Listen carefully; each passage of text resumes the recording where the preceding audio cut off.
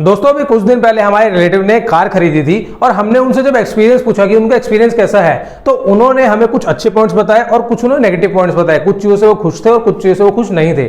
जबकि दोस्तों जो उनके पास पहले गाड़ी थी वो भी पेट्रोल की थी और अब जो गाड़ी है वो भी पेट्रोल की ही थी और दोनों ही गाड़ी जो है वो सेम सीसी की है। लेकिन दोस्तों फिर भी उनके साथ क्या हुआ, उनका जो एक्सपीरियंस थे वो अलग अलग थे। तो उनका ये डाउट्स थे कि यार ऐसा क्यों, जब दोनों सेम सीसी की हैं और दोनों ही पेट्रोल की गाड़ियां हैं, तो मुझे इतना एक्सपीरियंस जो है वो अलग क्यों मिल रहा है। तो हमने दोस्तों ने एक बात बताई कि अभी जो उन्होंने गाड़ी ली है वो 3 सिलेंडर की है और पहले जो उनके पास गाड़ी थी वो 4 सिलेंडर की थी। तो इसकी वजह से उनको जो है एक्सपीरियंस में फर्क आया। और उन्होंने दोस्तों ये गलती क्या करी कि उन्होंने गाड़ी लेने से पहले सीसी तो देखी, टाइप तो देखा कि कौन से टाइप की गाड़ी लेनी है, फ्यूल तो सिलेक्ट कर लिया, लेकिन उन्होंने सिलेंडर नहीं देखा कि उस गाड़ी के अंदर उन्हें इंजन के अंदर कितने सिलेंडर मिल रहे हैं। यहां दोस्तों हम इंजन के सिलेंडर की बात कर रहे हैं, सीएनजी सिलेंडर की बात नहीं कर रहे। इंजन के सिलेंडर उन्होंने नहीं देखे कि उनको कितने सिलेंडर उस कार में मिल रहे हैं। तो दोस्तों जब भी हम कार खरीदें तो उसके सीसी, फ्यूल और किस टाइप की हमें गाड़ी खरीदनी है, उसके साथ साथ हमें यह भी देखना होता है कि उसके अंदर हमें जो इंजन मिल रहा है वो कितने सिलेंडर का है। नहीं तो दोस्तों फिर पछताना पड़ता है गलत डिसीजन लेने के बाद, क्योंकि गाड़ी यार रोज रोज तो ली नहीं जाती। इंसान अच्छी अपनी मेहनत की कमाई लगा के, बहुत सारी मेहनत करके, पैसा कमा के जब गाड़ी लेता है और अगर गाड़ी खराब निकल जाए तो दुख के अलावा और कुछ नहीं होता, उसकी फैमिली भी दुखी रहती है और वो खुद भी दुखी ही रहता है। तो आप दोस्तों दुखी होने की कोई जरूरत नहीं है। आज हम आपके सारे डाउट्स क्लियर कर देंगे कि आपको कौन सी गाड़ी लेनी चाहिए, आपके लिए कौन सी बेटर है, 3 सिलेंडर, 4 सिलेंडर या फिर उससे भी ऊपर सिलेंडर।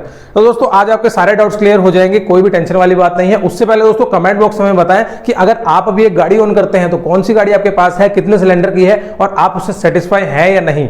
अपना एक्सपीरियंस आप हमें कमेंट बॉक्स में जरूर शेयर करें। अगर दोस्तों आप अपनी गाड़ी का ओनरशिप एक्सपीरियंस देना चाहते हैं और चाहते हैं कि आप टर्बो एक्सपेक्टेड जो आपका फेवरेट चैनल है उस पर आप फीचर्ड हो, तो दोस्तों आप हमें नीचे दी गई ईमेल आईडी पे हमें मैसेज भेज सकते हैं और अपना ओनरशिप एक्सपीरियंस शेयर करने के लिए हमसे बातचीत कर सकते हैं। तो चलिए दोस्तों वीडियो को स्टार्ट करते हैं और लेते हैं एक जबरदस्त फैसला।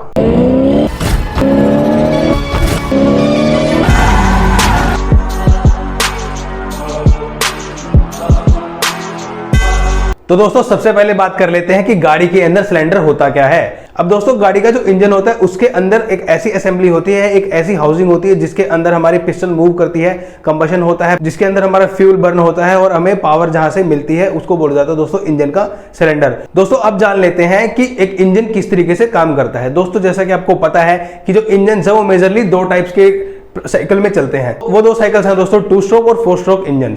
दोस्तों 2 स्ट्रोक इंजन जो है आजकल यूज नहीं किए जाते हैं। आजकल जो ट्रेंड में चल रहे हैं वो है दोस्तों 4 स्ट्रोक साइकिल इंजन। दोस्तों आजकल 4 स्ट्रोक इंजन ही यूज किए जाते हैं, 2 स्ट्रोक अब यूज में नहीं है, वो पहले के टाइम पे यूज किए जाते थे। दोस्तों आजकल जितनी भी हमारी गाड़ियां बन रही हैं वो 4 स्ट्रोक साइकिल पे ही उनके सारे के सारे इंजन बनाए जा रहे हैं। दोस्तों अगर मैं बात करूं हमारे व्हीकल्स की, वो कितने सिलेंडर के होते हैं। दोस्तों आपने देखा होगा कि हमारी जितनी भी बाइक्स हैं जो कि 100 सीसी या 400 सीसी के बीच में जो भी बाइक्स आती हैं वो ज्यादातर 1 सिलेंडर की ही बाइक होती है। और वहीं पे अगर उससे ज्यादा सीसी की अगर वो बाइक होगी तो हो सकता है कि वो 2 सिलेंडर की हो। अगर दोस्तों अगर हाई एंड की बाइक है तो उसके अंदर 2 या 3 सिलेंडर, उससे ज्यादा सिलेंडर हो सकते हैं। लेकिन वहीं दोस्तों अगर मैं गाड़ियों की बात करूं, गाड़ियों में कम से कम 3 सिलेंडर या फिर 4 सिलेंडर हमें देखने को मिल जाते हैं। और उससे हाइयर कॉन्फ़िगरेशन में अगर हम जाएं तो वहां पर हमें 6 सिलेंडर या फिर 8 सिलेंडर भी देखने को मिलते हैं। दोस्तों अगर मैं टॉप एंड गाड़ियों की बात करूं जो कि स्पेशली रेसिंग के लिए बनी होती हैं, दोस्तों उन गाड़ियों के अंदर हमें 10 या 12 सिलेंडर भी देखने को मिल जाते हैं। दोस्तों जैसे कि आपने फरारी का अगर मॉडल सुना हो तो उसके अंदर 12 सिलेंडर का इंजन हमें देखने को मिलता है। इसी के साथ में हम ये भी बात कर लेते हैं कि कौन कौन सी कॉन्फ़िगरेशन होती है, कौन कौन से टाइप्स होते हैं इंजन सिलेंडर्स के। दोस्तों मेजरली 4 टाइप होते हैं जो कि गाड़ियों में और या फिर ट्रक्स में जितने भी हमारी बस व्हीकल्स होते हैं उनके अंदर यूज किए जाते हैं। दोस्तों सबसे पहला आता है इनलाइन सिलेंडर, उसके बाद आता है दोस्तों वी टाइप में सिलेंडर्स और उसके बाद में आता है दोस्तों रेडियल और चौथा टाइप होता है दोस्तों अपोजिट डायरेक्शन में सिलेंडर्स की कॉन्फ़िगरेशन। ये दोस्तों 4 टाइप्स हैं। मेजरली आजकल जो यूज किया जाता है, मतलब मेजर जो कन्वेंशनल कार्स में यूज किया जाता है वो होता है दोस्तों इनलाइन या फिर एक वी टाइप। दोस्तों इनलाइन वो होता है जिसके अंदर सिलेंडर की कॉन्फ़िगरेशन एक लाइन में की जाती है। वहीं पे वी टाइप कॉन्फ़िगरेशन के सिलेंडर्स वो होते हैं जिनकी जो कॉन्फ़िगरेशन है, जो पिस्टन्स जो हैं वो वी शेप में चलती हैं। दोस्तों ये जो वी टाइप के जो सिलेंडर्स होते हैं वो ज्यादातर उन गाड़ियों में यूज किए जाते हैं जिन गाड़ियों में दोस्तों हाई टॉर्क और हाई बीएचपी चाहिए होती है। दोस्तों इसके अंदर रिफाइनमेंट बहुत ज्यादा अच्छी होती है और ये टॉप स्पीड जाने के लिए यूज किए जाते हैं। दोस्तों लेकिन कन्वेंशनल कार्स में ज़्यादातर यूज़ किया जाता है इनलाइन सिलेंडर। जो भी हम गाड़ियाँ लेते हैं, जो भी एक आम इंसान की पहुंच में जो गाड़ी होती है, उनके अंदर यूज़ किया जाता है इनलाइन सिलेंडर। तो आज हम बात करने वाले हैं उन्हीं के बारे में।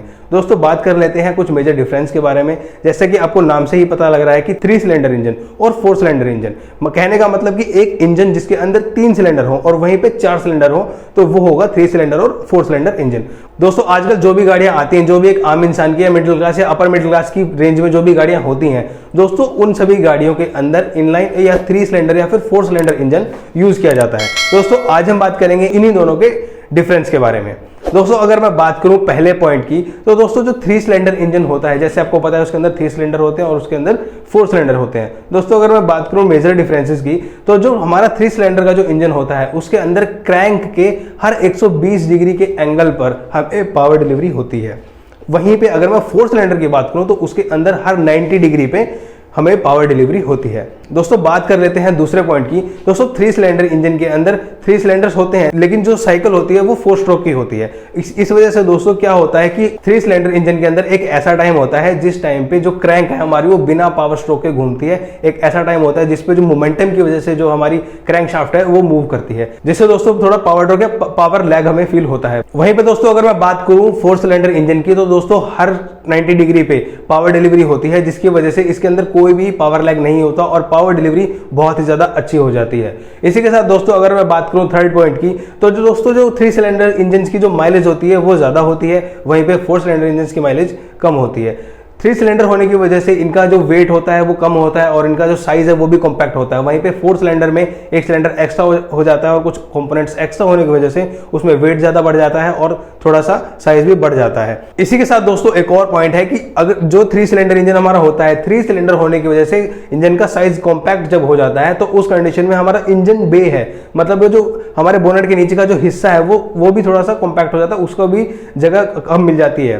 तो इसकी वजह से जो हमारा इंटीरियर है उसका साइज थोड़ा सा बढ़ जाता है। वहीं पे अगर मैं 4 सिलेंडर इंजन की बात करूं तो उसमें इंजन का साइज थोड़ा बड़ा होने की वजह से इंजन में थोड़ी सी ज्यादा हमें जगह ऑक्यूपाई करनी पड़ती है, जिसकी वजह से हमारा जो इंटीरियर है वो थोड़ा सा as compare to 3 cylinder engine वाली जो गाड़ी होगी उससे थोड़ा सा कम हो जाएगा। इसी के साथ दोस्तों अगर मैं बात करूं एक और पॉइंट की जो कि काफी मेजर पॉइंट है, वो है दोस्तों कि जो 3 सिलेंडर इंजन हमारे जो होते हैं उसके अंदर लो आरपीएम पे हमें पावर ड्रॉप देखने को मिलते हैं, इतनी अच्छी पावर डिलीवरी वो नहीं कर पाते। लेकिन जो हमारे 4 सिलेंडर इंजन होते हैं वो लो आरपीएम और हाई आरपीएम दोनों कंडीशन में ही काफी अच्छी हमें पावर डिलीवरी कर देते हैं और जो कि स्मूथ होती है बहुत ज्यादा।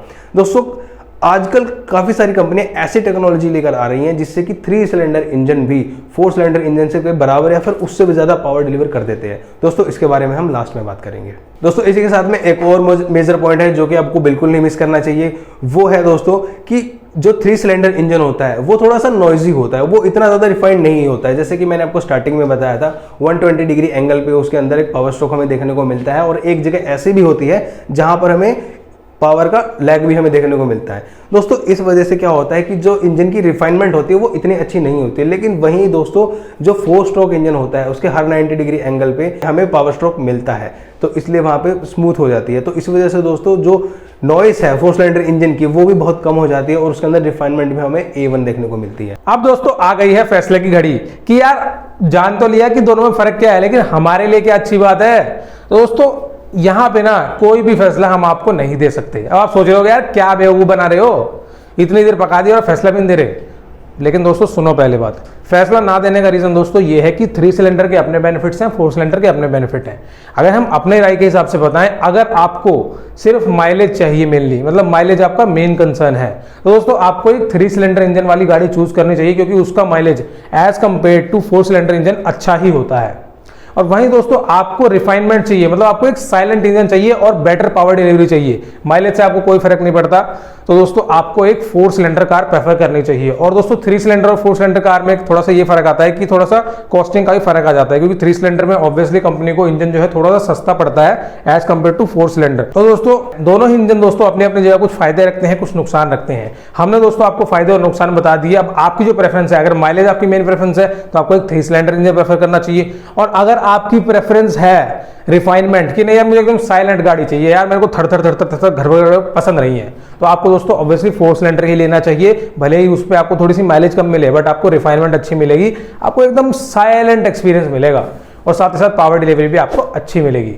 अब दोस्तों हमने पहले बात करी थी कि 3 सिलेंडर इंजन कैसे अच्छी पावर डिलीवरी कर सकते हैं, मतलब 4 सिलेंडर से भी ज्यादा पावर दे देते हैं। दोस्तों इस बारे में जानना चाहते हो कि पावर ज्यादा कैसे मिलेगी एक 3 सिलेंडर इंजन से ही, दोस्तों इस वीडियो पर क्लिक कर लो और तब तक के लिए खत्म, बाय बाय, टाटा।